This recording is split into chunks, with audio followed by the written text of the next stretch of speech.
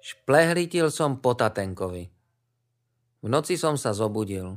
To nemám rád, lebo sa hneď bojím. Našťastie som začul mamu, ako plače. To je dobré, lebo keď plače, nebojím sa ani líšky, ani sovy, ani kostriakov. Kostriakovia sú hnusní, aj keď neexistujú. Oni sú totiž záclona na otvorenom okne. A som povedal o kostriakoch starej mame a tá povedala, čo sú to za hovadziny. A to vymýšľanie mám vraj po Tatenkovi.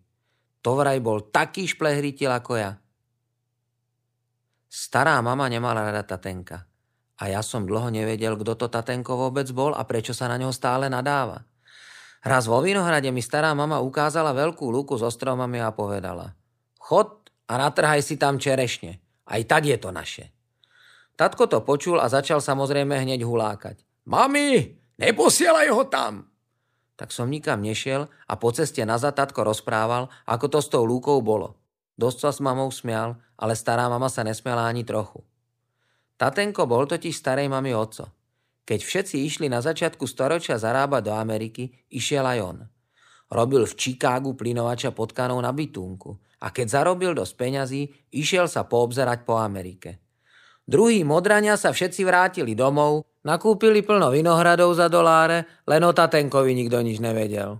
Až sa ohlásil z Kanady, že mu je smutno, aby mu stará mama, teda mama starej mamy, poslala peniaze na šífkartu do Hamburgu. Stará mama musela predať tú lúku za pár korún. Všetkých skoro šlak trafil, na čo si Tatenka brala, keď je také hovado na nič hodné. Tatenko prišiel z Nemecka pešo, lebo nemal na vlak. A vraj sa veľmi čudoval, že ho nikto radostne nevíta a nikoho doma nezaujíma rozprávanie o Amerike. Mňa by to rozprávanie zaujímalo, tati, povedal som. Stará mama už nemohla počúvať, čo mi tatko rozpráva a zlostne začala hovoriť. Dovtedy som spala u mami len ja. A naraz došiel cudzí chlap a vyhodil ma spať do kuchyne. Nikdy nič nerobil, iba deti. My sme boli stále s mamou vo Vinohrade a on vysedával uholiča a rozprával si o Amerike. Samé hovadziny. O tom, ako sa v Amerike pri holení a strihaní leží, že majú mašiny na pranie a potom spieval tie americké pesničky.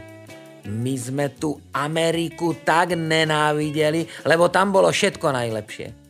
Viete si predstaviť, čo si o ňom ľudia mysleli, lebo vtedy sa muselo robiť a nekecať. A ty si Tatenka poznal? Opýtal som sa tatka. Ja? Milovali sme ho. On bol na nás s Ivanom jediný normálny. Ostatní nás len bili bičom. Je to tak, mamičko? Veď ste si zaslúžili. Keď si spomeniem, čo ste vtedy spravili s tými husatkami. Nahnevala sa stará mama. Možno ma ani nezaujímal Tatenko. Ale bol som tak rád, že sa konečne raz normálne rozprávame, že by som bol počúval starú mamu a tatka v aute až do rána. Lenže sme prišli domov. Tatko sa pri parkovaní pohádal s pánom Martišom, čo má žltý Moskvič a povedal mu, že je parvený. Tomu som nerozumel. Pán Martiš povedal tatkovi, že je hovado Ježišové a tomu som rozumel normálne. Tatko vykrikoval z auta hrozným hlasom, ale na pána Martiša to neplatilo, lebo tatka dobre pozná. Tatko vždy huláka, len keď sa k nemu nedá dostať. Vtedy reve strašne, ako Jánošík. A hrozí pestiami.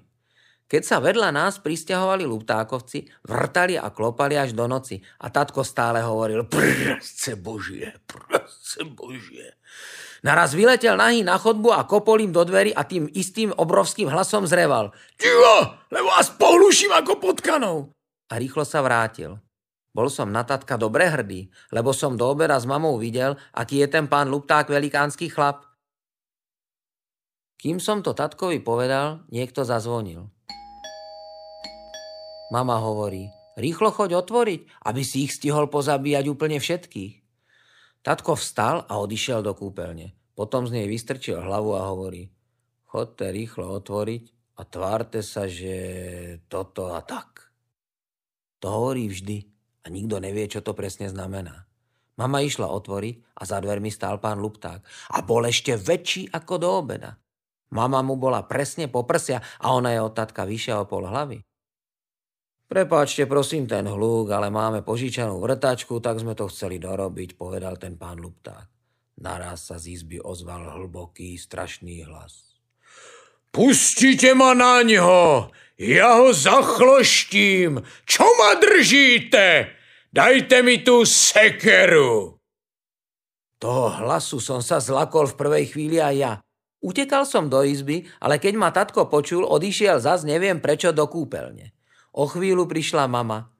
To co bylo, prosím te? Vždyť on sa jenom vomlouval. Tatko vyliezol z kúpeľne a povedal. Len nech vedia, kto je tu pán. Tak som sa opýtal. Tati, prečo si nešiel otvoriť? Ty si sa bál? Kdeže, zasmiala sa mama. Tvoj otec sa báce? Tatko si ma zavolal k sebe a sprísahanecky mi pošepol. Vieš, kde som bol na vojne? V špeciálnom tajnom útvare, povedal som. Chcel by si, aby ma zavreli do Leopoldova ako Jarda Veškrnu? Pokrútil som hlavou. Tatko pred seba natiahol ruky. Predstav si, keby som sa na také prasa nasral a týmito rukami ho roztrhal na kusy. Hned ma zavrú. Neviem, ako by tatko tými rukami trhal pána Luptáka, lebo včera s nimi nemohol otvoriť ani kompot. Stále robil...